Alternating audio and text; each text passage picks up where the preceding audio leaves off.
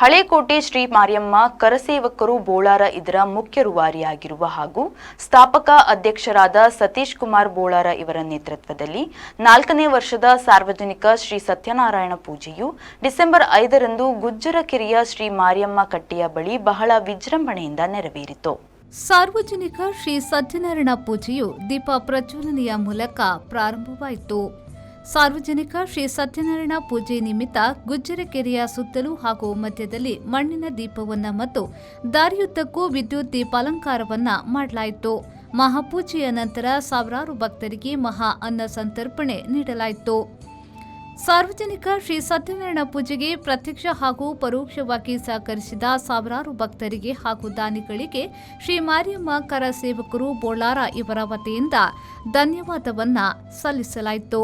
ಈ ಕಾರ್ಯಕ್ರಮದಲ್ಲಿ ಮುಖ್ಯ ಅತಿಥಿಗಳಾಗಿ ಅಶೋಕ್ ಕುಮಾರ್ ಬಿ ಮುಳಿಹಿತ್ಲು, ನಿಕಟಪೂರ್ವ ಅಧ್ಯಕ್ಷರು ಹಳೇಕೋಟೆ ಶ್ರೀ ಮಾರಿಯಮ್ಮ ದೇವಸ್ಥಾನ ಬೋಳಾರ, ಬಿ ಪ್ರವೀಣ್ ಶೇಟ್ ಮುಕ್ತೇಸರರು, ಶ್ರೀ ವೆಂಕಟರಮಣ ದೇವಸ್ಥಾನ ಡೊಂಗರಕೇರಿ ಹಾಗೂ ಮಾಜಿ ಮುಕ್ತೇಸರರು ಹಳೇಕೋಟೆ ಶ್ರೀ ಮಾರಿಯಮ್ಮ ದೇವಸ್ಥಾನ ಬೋಳಾರ, ಅನಿಲ್ ಕುಮಾರ್ ಅತ್ತಾವರ ಮಾಜಿ ಅಧ್ಯಕ್ಷರು ವ್ಯವಸ್ಥಾಪನಾ ಸಮಿತಿ ಚಕ್ರಪಾಣಿ ಶ್ರೀ ಗೋಪಿನಾಥ ದೇವಸ್ಥಾನ ಅತ್ತಾವರ, ವನಮಾಲಾ ಯಶ್ಪಾಲ್ ಸುವರ್ಣ ಮಾಜಿ ಸದಸ್ಯರು ಹಳೇಕೋಟೆ ಶ್ರೀ ಮಾರಿಯಮ್ಮ ದೇವಸ್ಥಾನ ಹಾಗೂ ಹಳೇಕೋಟೆ ಶ್ರೀ ಮಾರಿಯಮ್ಮ ದೇವಸ್ಥಾನ ಬೋಳಾರ ಮಾಜಿ ಸದಸ್ಯರುಗಳಾದ ಸುಭಾಷ್ ಚಂದ್ರ ಕಾಂಚನ್, ವೇಣುಗೋಪಾಲ್ ಪುತ್ರನ್, ಗಂಗಾಧರ್ ಕೋಟ್ಯನ್ ಹಾಗೂ ಮಹಿಳಾ ಕರಸೇವಕರ ತಂಡದ ಎಲ್ಲ ಸದಸ್ಯರುಗಳು ಉಪಸ್ಥಿತರಿದ್ದರು.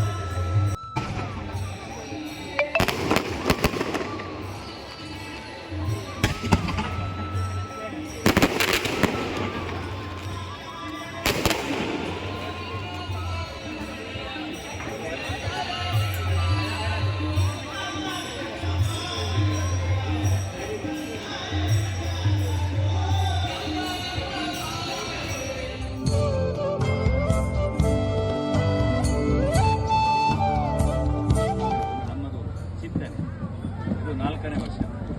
ಆ ಭಗವಂತ ನಮಗೆ ಇಂತಹ ಸದ್ಬುದ್ಧಿಗಳನ್ನು ಯಾವಾಗಲೂ ಕೊಡಬೇಕು. ಯಾಕೆಂದರೆ ದೇವತಾ ಸತ್ಕರ್ಮ ನಾವು ಎಷ್ಟು ಮಾಡ್ತೇವೆ ಅಷ್ಟು. Bureau report V4 news Mangaluru.